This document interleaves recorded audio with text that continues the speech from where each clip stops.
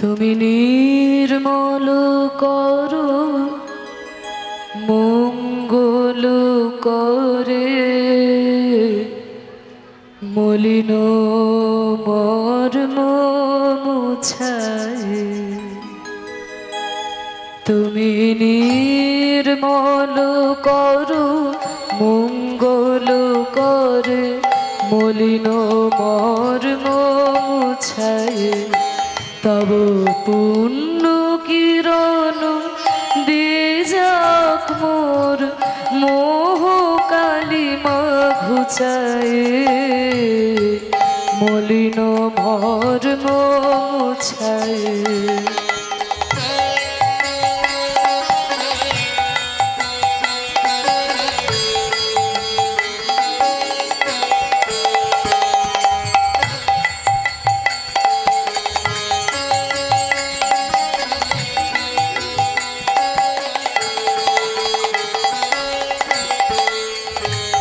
বলছে তুমি নির্মল করো মঙ্গল করে মলিন মর্ম মুছায়।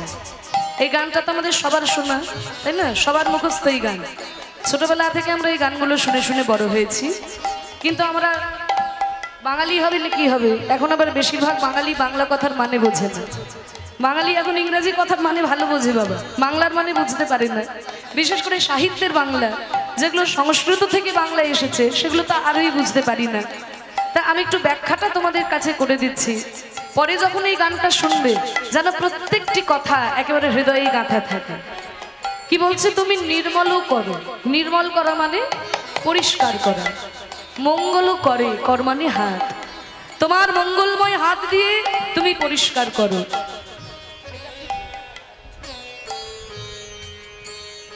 কর মানে হাত। তোমার মঙ্গলময় হাত দিয়ে তুমি পরিষ্কার করো।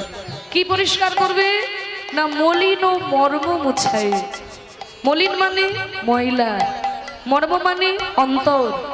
আমার এই ময়লা মনকে, আমার এই ময়লা অন্তরটাকে তোমার মঙ্গলময় হাত দিয়ে তুমি পরিষ্কার করে দাও ঠাকুর। আমি অনেক চেষ্টা করেছি আমার এই ময়লা মনকে পরিষ্কার করার, আমি পারি নাই। তাই আমি তোমার কাছে ছুটে এসেছি, শুনেছি তুমি নাকি মঙ্গলময়। তা তোমার ওই মঙ্গলময় হাত দিয়ে আমার এই ময়লা মনকে তুমি পরিষ্কার করে দাও। তব পুণ্য কিরণ দিয়ে যাক মোর মোহ কালিমা ঘুচায়। তব পুণ্য কিরণ দিয়ে যাক মোর মোহ কালিমা ঘুচায়। দেখবেন সকালবেলায় সূর্য ওঠার আগেই কিন্তু চারিদিকটা আলো হয়ে যায়। সকালবেলায় সূর্য ওঠার আগেই যেমন চারিদিকটা আলো হয়ে যায়, ঠিক তেমনি হে প্রভু তুমি আমার হৃদয় আকাশে উদিত হওয়ার আগে যেন আমার হৃদয় থেকে অজ্ঞানতার অন্ধকার দূর হয়ে যায়।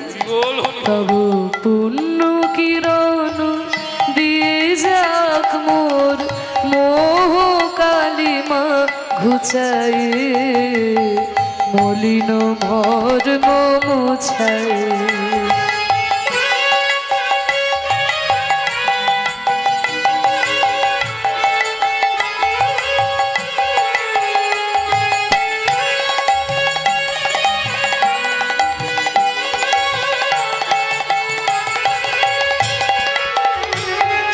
ভগবান বললেন, বাহ, সারা বছর তো আমাকে মনে থাকে না গো। এই রাস্তা দিয়ে হাজারবার বেরিয়ে যায়, একবার মায়ের মন্দিরে প্রণাম করো না। বছরে একবার যখন হরিনাম হয়, কীর্তন হয়, তখন আমার কাছে আসো। আজকে হঠাৎ কীর্তন শুনতে এসে কীর্তনিয়ার সঙ্গে এত সুন্দর প্রার্থনা। তোমার ময়লা মনকে আমার মঙ্গলময় হাত দিয়ে আমি পরিষ্কার করে দেব। কেন? এতদিন তো আমার কথা মনে ছিল না গো, আজকে কেন মনে পড়েছে? বলে ঠাকুর এতদিন তো আমার কোনো দুঃখ ছিল না, কোনো ব্যথা ছিল না, তাই আমার তোমার কথা মনে পড়ে নাই। আমরা কলিযুগের মানুষ, বিপদে না পড়লে, দুঃখে না পড়লে ভগবানের কথা মনে থাকে না গো মা।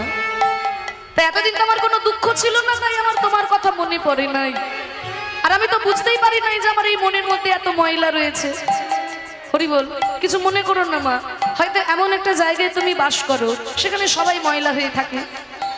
তুমিও যদি ময়লা জামা কাপড় পরে থাকো, তোমার কিছু মনেই হবে না।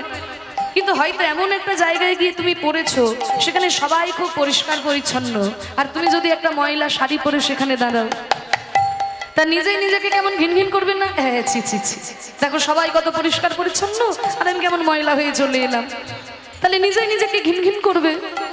তা আমি যখন এই সংসারের ময়লা ঘাটছিলাম, আমি তো বুঝতেই পারি নাই যে আমার এই মনের মধ্যে কাম, ক্রোধ, লোভ, মদ, মোহ, আশ্চর্য, হিংসা, ছল, জোচ্চুরি, জুয়া, বিদ্বেষ, এইসব ময়লাই আমার মনকে ভরে দিয়েছে। কিন্তু যখন আমি তোমার চরণে প্রণাম করলাম, আমি বুঝতে পারলাম ভক্ত কত পবিত্র মন নিয়ে তোমাকে স্মরণ করেছে।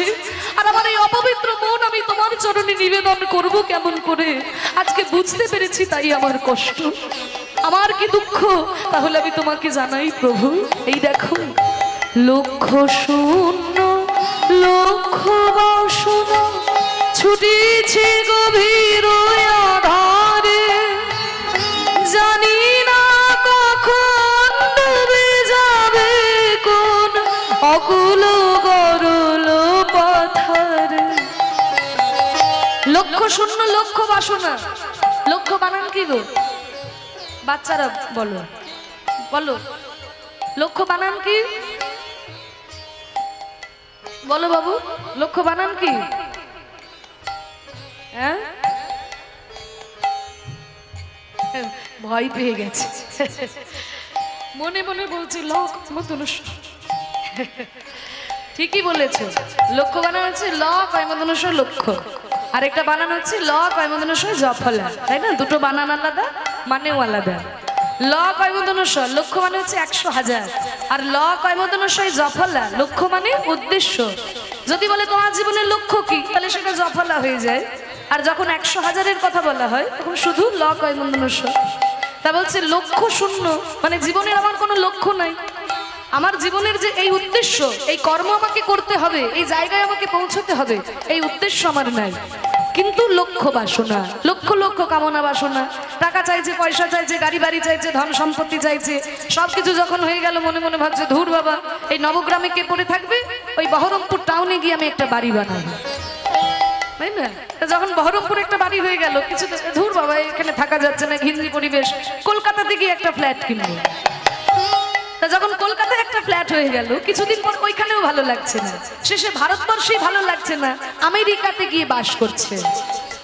তাহলে এই যে লক্ষ লক্ষ আমার কামনা বাসনা, টাকা পয়সা, ধন দৌলত, ঐশ্বর্য, জমি জায়গা, বিষয় আশয়, কিন্তু এই সমস্ত কিছু নিয়ে কবে যে আমি সংসার রূপী বিষের সাগরে মুখ থুবড়ে পড়ে যাব আমি তো জানি না ঠাকুর। লক্ষ শূন্য লক্ষ বাসনা ছুটিছে গভীর আধারে, জানি না কখন ডুবে যাবে কোন অকুল গরল পাথারে। কবে আমি বিষের সাগরে মুখ থুবড়ে পড়ে যাব আমি জানি না। বলে বাহ, তোমার লক্ষ লক্ষ কামনা বাসনা নিয়ে তুমি সংসার বিশেষ সাগরে ডুবেছো বাবা, তাহলে আমাকে কি করতে বলো?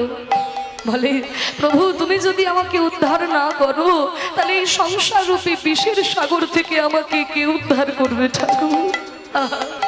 প্রভু বিশ্ব বিপদ হন্তা, তুমি দাঁড়াও রুধিয়া পন্থা, তব শ্রীচরণ তলে নিয়ে এসো মোর মত বাসনা ঘুচায়। প্রভু বিশ্ব বিপদ হন্তা, তুমি দাঁড়াও রুধিয়া পন্থা, তব শ্রীচরণ তলে নিয়ে এসো মোর মত বাসনা ঘুচায়। হে প্রভু, আমি শুনেছি তুমি নাকি জগতের পিতা, তুমি নাকি বিশ্বের পিতা। তাহলে তুমি যদি জগতের পিতা হও, তাহলে তো তুমি আমারও পিতা। তাহলে মনে করুন এই জগতের কোনো সন্তান সাঁতার জানে না, জলে নেমে পড়েছে, সাঁতার জানে না, জলে নেমেছে, দূর থেকে দাঁড়িয়ে নানানজন নানান কথা বলবে। কেউ বলবে এই ছেলে সাঁতার জানিস না তো জলে নেমেছিস কেন? কেউ বললে ছেড়ে দাও ছেড়ে দাও, পরের ছেলে পরমানন্দ, যত উচ্ছন্নে যাবে ততই আনন্দ। নানানজন নানান কথা বলবে। কিন্তু বাবা, এমন সময় ছেলেটার বাবা যদি রাস্তা দিয়ে পেরিয়ে যায়, সে কি কথা বলতে পারবে যে সাঁতার জানিস না তো জলে নেমেছিস কেন? তাহলে বাবা কি করবে? প্রাণপণ চেষ্টা করে জলের মধ্যে নেমে সন্তানকে তার কোলে তুলে নেবে। তাহলে প্রভু, তুমি তো জগতের পিতা, তুমি তো বিশ্বের পিতা, তুমি তো জগন্নাথ, মানে তুমি শুধু ভালো মানুষের নাথ তা তো নয় প্রভু, আমার মতো পাপীরও তো তুমি নাথ, তুমি তো জগন্নাথ। তাহলে তুমি যদি জগতের পিতা হয়ে আমার মতো সন্তানকে উদ্ধার না করো, তাহলে এই সংসার রূপে বিষের সাগর থেকে আমাকে কে উদ্ধার করবে? নিতাই গৌর। প্রভু বিশ্ব বিপদ হন্তা, তুমি দাঁড়াও রুধিয়া পন্থা, তব শ্রীচরণ তলে নিয়ে মত বাসনা ঘুচায় মলিন মর্ম মুছায়।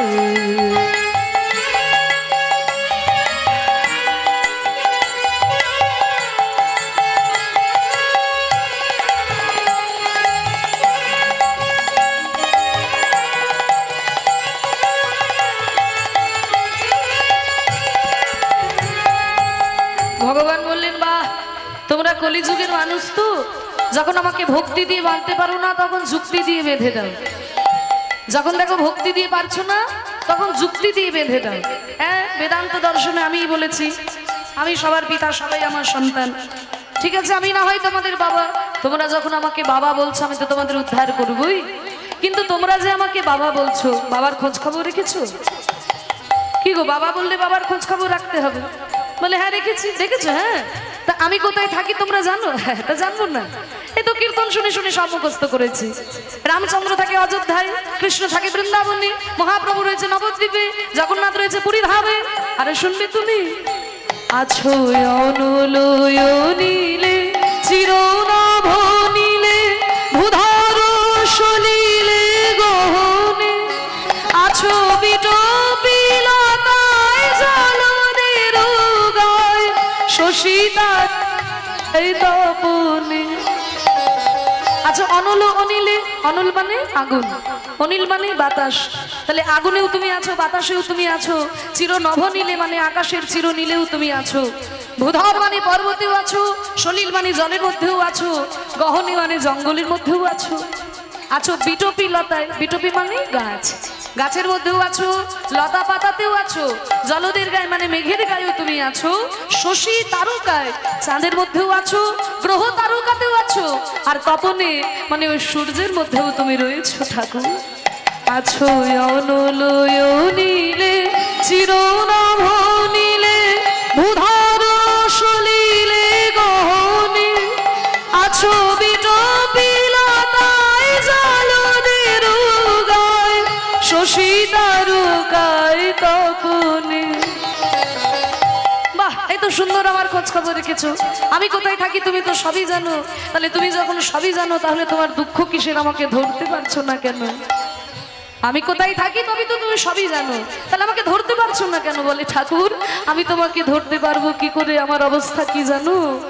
এই দেখো, আমি নয়নে বসন বাঁধিয়া বসিয়া ধারে মরি গো কাঁদিয়া। হে প্রভু, আমি জানি আমার চারপাশে আমি যা কিছু দেখছি, যা কিছু অনুভব করছি, সবকিছুতেই তুমি রয়েছো ঠাকুর, কিন্তু আমি তোমাকে ধরবো কি করে? আমার এই চোখের মধ্যে যে অজ্ঞানতার ময়লা গামছা বাঁধা, অজ্ঞানতার অন্ধকার আমার চোখে, আমি তোমাকে ধরবো কি করে? বুঝতে পারছেন না তো? একটা উদাহরণ দিই, ব্যাপারটা পরিষ্কার হবে। বলি, অংশটা শেষ করছি। একজন ব্রাহ্মণ ঠাকুরমশাই ছিলেন। তা সেই ব্রাহ্মণ ঠাকুরমশাই খুব শিব ঠাকুরের ভক্ত। এই যে শিব মন্দির রয়েছে আপনাদের, শিব ঠাকুরের ভক্ত, শিবের পুজো ছাড়া কারোর পুজো করেনি, কিন্তু সারা বছর ভিক্ষা করে খায়, সারা বছর ভিক্ষা করে খায়। তা একদিনকে মা পার্বতী শিব ঠাকুরকে বলছে, স্বামী, এই ব্রাহ্মণ আপনার এত ভক্ত, কিন্তু এ কি সারা বছর ভিক্ষা করে খায়, আপনি তো ওকে কিছু দিয়ে দিতে পারেন। কি দেব পার্বতী? আর কিছু হোক না হোক অন্তত 10 কেজি সোনা দিয়ে দিতে পারেন। 10 কেজি? 10 কেজি, এখন তো 10 গ্রামে, এখন তো 10 গ্রামে কি গো 93,000, সেদিনে দেখলাম 93,000, 10 গ্রামে 93,000। 10 কেজি সোনা দিলে ঝামেলা মিটে যায়। শিব ঠাকুর বলছে, শোনো পার্বতী, আমি দিলেও যে ওর কপালে সইবে না। এই তো না দিয়েই বলছেন সইবে না, আগে দিয়েই তো দেখুন। বলে ঠিক আছে, আমি না হয় কিছু দিতে পারছি না, আমি তো ভিখারি মানুষ, কিন্তু তুমি তো অন্নপূর্ণা। ওই যে একটা কথা আছে না, মা আমাদের অন্নপূর্ণা আর বাবা আমার অন্ন পায় না। আমি ভিখারি হলে কি হবে? তুমি তো অন্নপূর্ণা। আমি যদি ওর বাবা হই, তুমি তো ওর মা, তা তুমি ওকে কিছু দিয়ে দেখো কপালে সয় কিনা। বলে ঠিক আছে, আপনি না দিলে আমিই দেবো। এই বলে করেছে কি, যেই রাস্তা দিয়ে ব্রাহ্মণ ভিক্ষা করে না, ওই রাস্তার উপরে 1 লরি হিরে ফেলে দিয়েছে। 1 লরি? 1 লরি হিরে। যখনই ব্রাহ্মণ হিরেগুলো দেখতে পাবে, ব্যাস জীবন বদলে যাবে। এই বলে মা পার্বতী তো হিরে ফেলে দিয়ে চলে গেছে। আর ওদিকে ব্রাহ্মণ মনে মনে চিন্তা করছে, ধুর বাবা, সারা বছর ভিক্ষা করে খাই, কোনোদিন কেউ ভিক্ষা দেয়, কেউ ভিক্ষা দেয় না। আজকে তো সকাল থেকে আমাকে কেউ ভিক্ষা দিল না, তা আজকে আমি বরং একটু অন্ধ সেজে ভিক্ষা করে দেখি কেউ আমাকে ভিক্ষা দেয় কিনা। আজকে আমি একটু অন্ধ সেজে ভিক্ষা করি। এই বলে কাঁধের মধ্যে একটা ময়লা গামছা, ওই গামছাটাকে চোখের মধ্যে বেঁধে নিয়ে অন্ধ সেজে রাস্তা দিয়ে যাচ্ছে। আর মা পার্বতী হিরে ফেলে রেখেছিল না, আর হিরেগুলো পায়ের মধ্যে ঠেকেছে। আর এই হিরেগুলো পায়ের মধ্যে ঠেকেছে, ও বাবা গো, এই রাস্তা থেকে পাথর ফেলে রেখেছে গো। হ্যাঁ, দেখতে তো পাচ্ছে না, চোখে গামছা বেঁধে রেখেছে। তো রাস্তাতে কে পাথর ফেলে রেখেছে? দেখেছো সরকারের কোনো কর্মকাণ্ড হচ্ছে নাকি? রাস্তা করবে বলে পাথর ফেলেছে, রাস্তা করার নাম নেই। বাবা, পাথরে লেগে আমার পাটাই কেটে গেল গো। হিরেগুলোকে পাথর ভেবে একে তাকে গালাগালি দিতে দিতে চলে গেল। তাহলে দেখুন, মা পার্বতী হিরে ফেলে রাখলো, ব্রাহ্মণ দেখতে পেল না। দেখতে পাবে কেমন করে? চোখের মধ্যে তো ময়লা গামছা বেঁধে রেখেছে। আমাদের দশাটাও ঠিক তেমন হয়েছে বাবা। আমরা কিন্তু জানি আমাদের চারপাশে আমরা যা কিছু দেখছি, যা কিছু অনুভব করছি, সবকিছুতেই ভগবান আছেন, কিন্তু আমরা তাকে ধরবো কি করে? আমাদের এই চোখের মধ্যে যে অজ্ঞানতার ময়লা গামছা বাঁধা, এই অজ্ঞানতার অন্ধকার যদি ভগবান নিজে দূর করে না দেন, তাহলে আমরা তাকে ধরবো কেমন করে? নিতাই গৌর হরি বল। আমি নয়নে বসন বাঁধিয়া বসিয়া ধারে মরি গো কাঁদিয়া, দেখি নাই কিছু, বুঝি নাই কিছু, দাও হে দেখায় বুঝায়, মলিন মর্ম মুছায়।